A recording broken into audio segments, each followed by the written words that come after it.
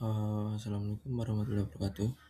Perkenalkan, saya Viswa Ayu Farhansyah dengan NIM 40030525650139 dari konsentrasi sipil Gedung 2. Di sini saya akan presentasikan tugas mata kuliah ilmu ukur tanah.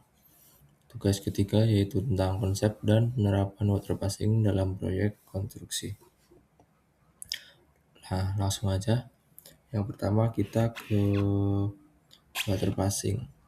Water passing adalah metode dalam ilmu ukur tanah untuk menentukan perbedaan tinggi atau elevasi antara dua titik permukaan bumi dengan menggunakan alat ukur seperti water pass. Tujuannya yang pertama menentukan beda tinggi antar titik. Yang kedua menentukan elevasi suatu titik terhadap benchmark atau BM. Yang ketiga digunakan dalam perencanaan jalan, drainase, bangunan, dan lain-lain. Dan prinsip dasarnya pengukuran itu dilakukan dengan garis bidik horizontal dari alat water pass dan membaca rambu ukur. Perbedaan tinggi diperoleh dari selisih pembacaan backside atau BS belakang dan foresight depan. Selanjutnya ada peralatan yang sering digunakan ketika praktikum. Yang pertama ada automatic level. Alat ini merupakan alat paling utama yang kegunaannya itu untuk membidik dan mendapatkan garis horizontal. Selanjutnya ada rambu ukur. Alat ini sering digunakan untuk membaca tinggi titik yang biasanya itu berupa mistar panjang dengan skalanya.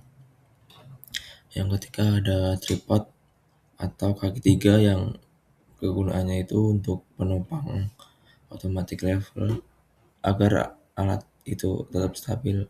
Dan selanjutnya ada alat bantu ukur lain. Ini tuh digunakan untuk mengetahui tanah itu vertikal atau horizontal, kemiringan tanah gitulah.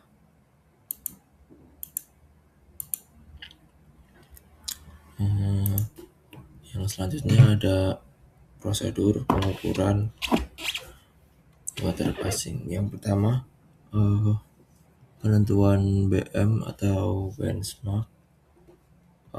BM merupakan titik acuan tetap yang bersifat permanen, biasanya berupa patok beton atau tanda logam yang sudah diketahui koordinat serta elevasinya. Yang kedua, pemasangan alat water pass. Proses pemasangan ini biasanya melalui beberapa tahapan dan umumnya ada 3 tahapan dan digunakan secara urut agar benar. Yang ketiga ada pembacaan BS atau backside. Backside adalah pembacaan awal pada rambu ukur yang dilakukan setelah alat itu berdiri. Pengukuran ini diarahkan ke titik yang elevasinya sudah diketahui sebagai acuan. Yang keempat ada pembacaan FS atau foresight. Foresight merupakan pembacaan pada titik di depan atau titik baru yang belum diketahui elevasinya. Langkah ini digunakan untuk menentukan tinggi titik tersebut berdasarkan acuan sebelumnya. Yang kelima ada perhitungan selisih tinggi.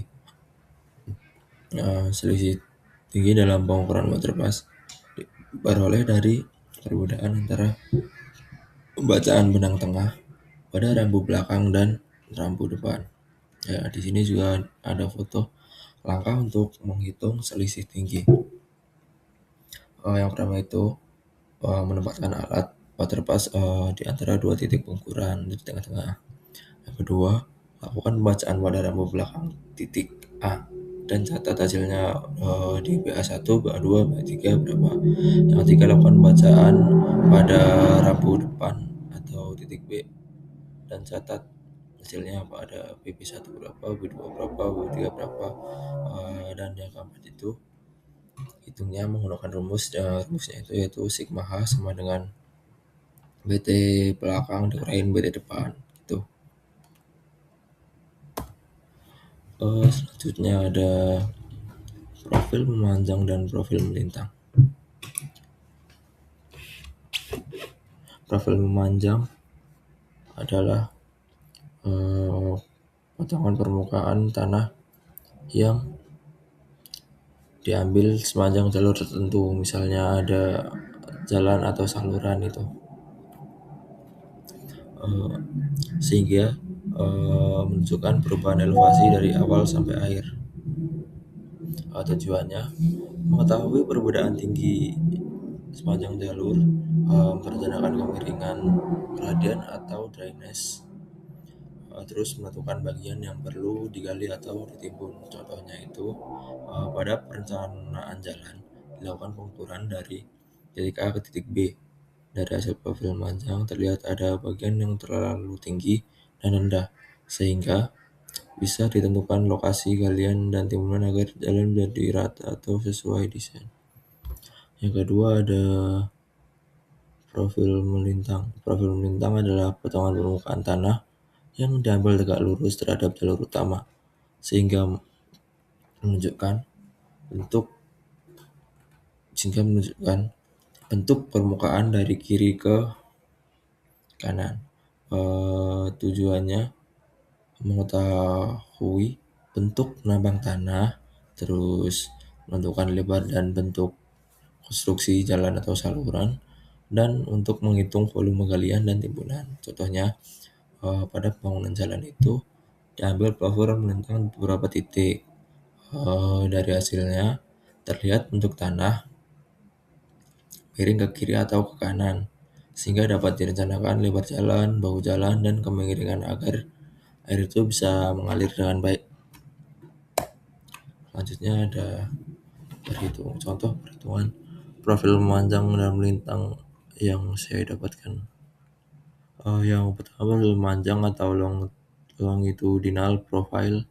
Di sini kita diketahui S1 100, E2 101,5, E3 101, dan backing shake-nya 2,3. Yang untuk mencari HI itu rumusnya ini dari E1 ditambah backing shake. Terus HI sama dengan S1 plus backing shake yaitu 100 ditambah 2,3 itu 102,3. Nah ini hasilnya menjadi Fs yang depan. Terus E2 itu dari HI dikurangi T yaitu 102,3 dikurangin 1,7 sama dengan 101,5. Nah E3 itu H1 dikurangin Fs. Fs-nya itu 1,2. Jadinya 102,3 dikurangin 1,2 sama dengan 101 meter. Selanjutnya yang di lintang atau cross sectional profile. S1 ini diketahui 97, E2 97,5, TT-nya 1,5, E2 yang di tanah 98. Terus ini untuk mengetahui HI ya sama kayak yang di sini, yaitu S1 ditambah TS sama dengan 98 dikurangin 1,5 sama dengan 96,5. Untuk Fs-nya ini tuh 0,5. Terus E2 itu HI NTT sama dengan 98 dikurangin 1,5 dengan 96,5 sama. Terus E3 HI kurangin Fs itu 97 kurangin 0,5 sama 96,5. Sama dengan sama sih. Soalnya di sini datar jadi hasilnya sama. Sekian yang dapat saya sampaikan. Kurang lebihnya saya mohon maaf. Wabillahi taufiq wal hidayah. Assalamualaikum warahmatullahi wabarakatuh.